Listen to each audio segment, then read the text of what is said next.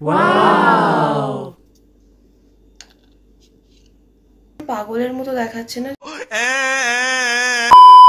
রবিবার বলতে সবার মাথায় প্রথমে কি আসে?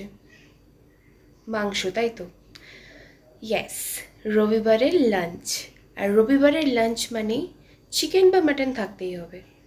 তো এরকমই একটা রবিবারের আমি আজকে বানাবো গোলবাড়ির কষা মাংস, যেটা নর্থ কলকাতার শ্যামবাজারে পাওয়া যায়।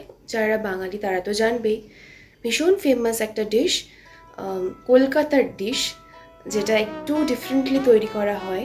তো সেটাই আজকে আমি বানাবো একদম অথেন্টিক প্রসেসে, কিন্তু খুব ইজিলি। প্রথমেই আমরা মাটনটাকে একটু ম্যারিনেট করে নেব দই আর সর্ষের তেল দিয়ে। আমি নুন ইউজ করছি না বা হলুদ গুঁড়ো ইউজ করছি না, শুধু একটু টক দই দিয়ে ম্যারিনেট করব।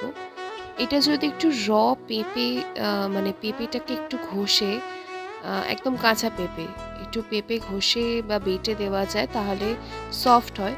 আমার কাছে পেঁপে ছিল না, তাই জন্য আমি শুধু দই দিয়ে ম্যারিনেট করলাম। এরপর সাদা তেলে পেঁয়াজগুলোকে ভেজে নেব, মানে বেরেস্তা যেরকম ভাজে সেরকমভাবেই লো ফ্লেমে বেরেস্তা বানিয়ে নেব। একদম ডিপ ফ্রাই করার দরকার নেই, হালকা হালকা ব্রাউনিশ যখন হয়ে যাবে তখনই নামিয়ে নেব, নাহলে পুড়ে যেতে পারে।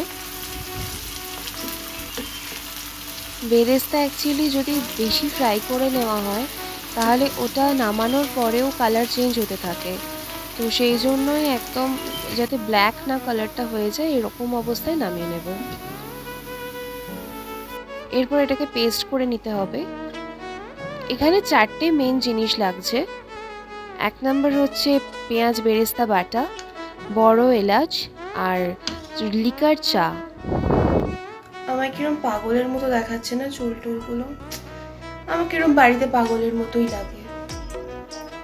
লিকার চা, বড় এলাচ আর ওই পেস্ট, মানে বেরেস্তা পেস্ট, এই তিনটেই কিন্তু মেন, এটাতে ওই ব্ল্যাক কালারটা আসবে। আচ্ছা, এবার আমরা সর্ষের তেল গরম করে ওতে একটু শুকনো লঙ্কা, এলাচ আর নর্মাল পেঁয়াজ বাটা, মানে বেরেস্তাটা নয়, একদম কাঁচা পেঁয়াজ বাটা, সেটা দিয়ে দেবো। পেঁয়াজটাকে একটু ভাজা ভাজা হয়ে গেলে, মানে পেঁয়াজের পেস্টটা, একটু চিনি দিয়ে দেবো, একটু নুন আর হলুদ দিয়ে দিতে হবে, দিয়ে একটু মিক্স করব। এটা অ্যাকচুয়ালি কড়াতে করলেই বেটার হতো, আমি ভুল করে প্রথমে প্যানে করে ফেলেছিলাম, তারপরে কড়াতে শিফট করেছি। এই যে এরপরে আদা রসুনের পেস্টটা দিয়ে দিলাম। এবার এটাকে ভালো করে তেল ছাড়া অবধি মিক্স করতেই হবে।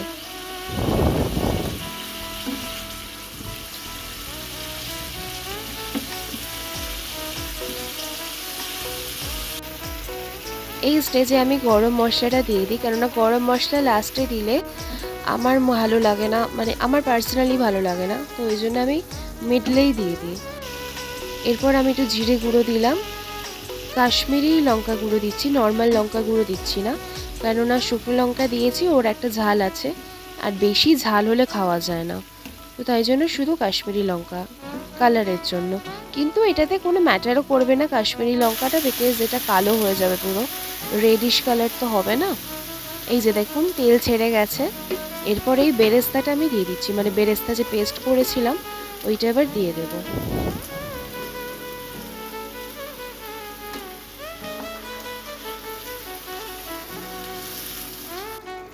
আর এই যে লিকার জলটা, মানে লিকার চা যেটা আছে, এটাকে দিয়ে দিলাম, দিয়ে এবার ভালো করে মেশাতে হবে। এরপরে এই ম্যারিনেটেড মাটনটা আমি দিয়ে দিচ্ছি।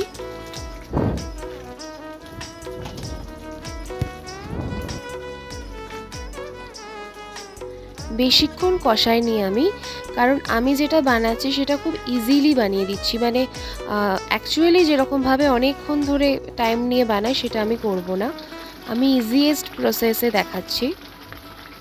এরপর একটু ফুড ধরে আসবে, এটাকে আমি কুকারে ট্রান্সফার করব। একটু চাপা দিয়ে কিছুক্ষণ রেখে কুকার দিয়ে দেবো।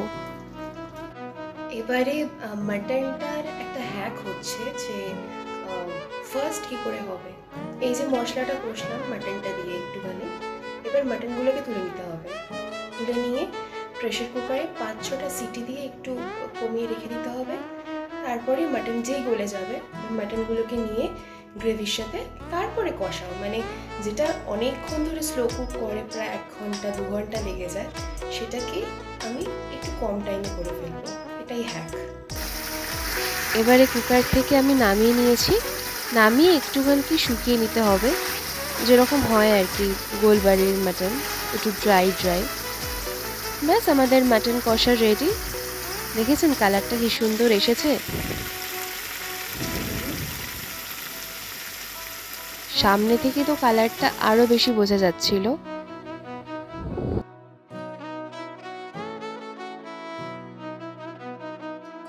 এই যে মাটনটা আমি নিয়ে এসেছি, এবার একটু টেস্ট করে দেখি কেমন। পুরো গোলবাড়ির মতোই হয়েছে, সিরিয়াসলি ট্রাই করো এটা আর আমাকে জানিও যে কিরকম লাগলো। আজকের মতো ভিডিও এইটুকুই, আবার এটা নেক্সট ভিডিওতে দেখা হবে। টাটা। চলুন এবার আমি এনজয় করি ভাত দিয়ে মাটন কষা। আপনারাও এই রবিবার বানিয়ে ফেলুন চট করে গোলবাড়ি স্টাইল মাটন কষা, আর আমাকে জানান যে কীরকম লেগেছে রেসিপিটা। আজকের মতো টাটা।